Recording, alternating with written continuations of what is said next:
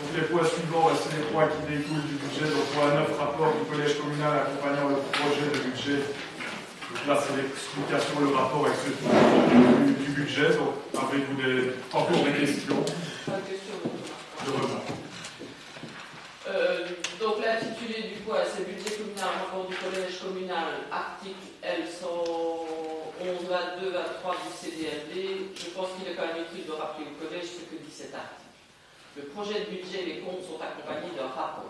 Le rapport comporte une synthèse du projet de budget ou des comptes. En outre, le rapport qui a trait au budget définit la politique générale et financière de la commune et synthétise la situation de l'administration et des affaires de la commune, ainsi que tout élément utile d'information, et puis celui qui a trait au compte, etc., avant que le conseil délibère, le collège communal présente le contenu du rapport. Donc ici, en fait, le rapport devrait se trouver dans l'ordre avant le budget.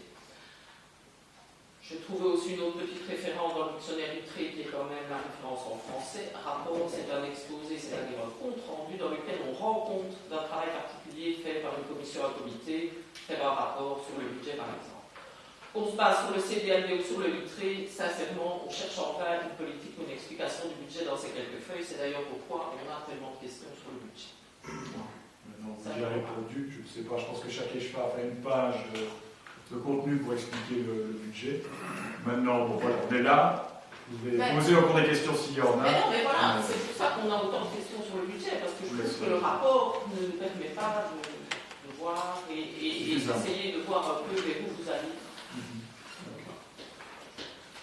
Il n'y a pas de vote sur le rapport, donc je propose qu'on passe au point 10, budget 2017, fixation de la dotation à la zone de police. Donc la participation de l'ALEMOIN s'élève à 627 404 €, soit une augmentation de l'ordre de 5,59%. Donc ce qu'on constate depuis maintenant 3 ans, souvent une augmentation de plus ou moins 25 à 30 000 € par an. Donc ce n'est pas rien. Donc c'est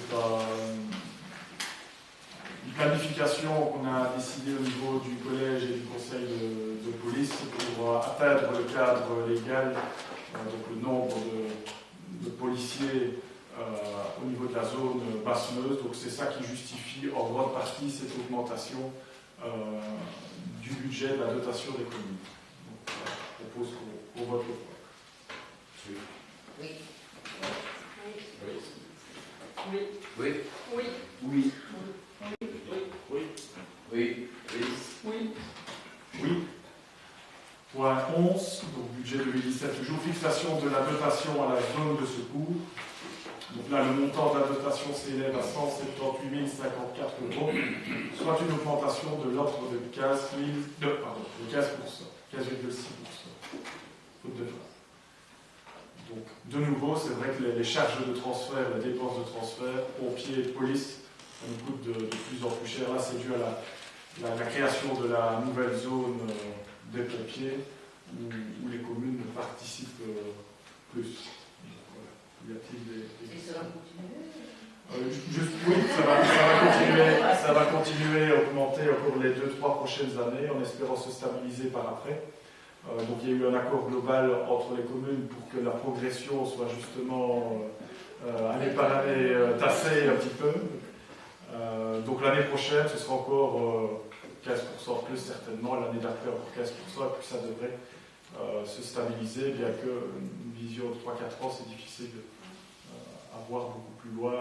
Ça dépend aussi des subsides au niveau des dotations fédérales et autres. Maintenant, j'ai une belle question. On voterait non. Il se passe quoi? Je veux dire, bon, pas que j'ai l'intention de le faire, mais c'est voilà, petit calcul théorique. C'est pas possible. Ça veut dire que le conseil communal veut se passer les services des pompiers de la zone. Ce qui est possible, évidemment. Oui, non, on est bien d'accord. Je pense que c'est important. C'est pas ça, mais on nous demande de voter là-dessus, mais en fait, on n'a pas le pouvoir. On n'a pas le choix. D'accord, c'est vrai que les discussions se font surtout là. Et là, je n'ai pas fait. Et il y a honnêtement souvent une unanimité sur ces points-là. Je pense qu'il n'y a rien à faire, c'est un service indispensable. Je pense que la zone est réussie et bien gérée aussi, donc aurait pu être pire. Ce qui était annoncé, point de vue charge pour les communes, notamment la nôtre, aurait pu être bien pire. Donc, voilà. Et la crainte d'attentat, etc., ça peut influencer dans le... Au niveau de la zone de police, c'est sûr que ça joue en termes d'heures supplémentaires, notamment pour sécuriser des marchés de Noël ou autres. Donc là, on va voir au coût du personnel, il y a toujours des réserves, mais c'est vrai que ça joue.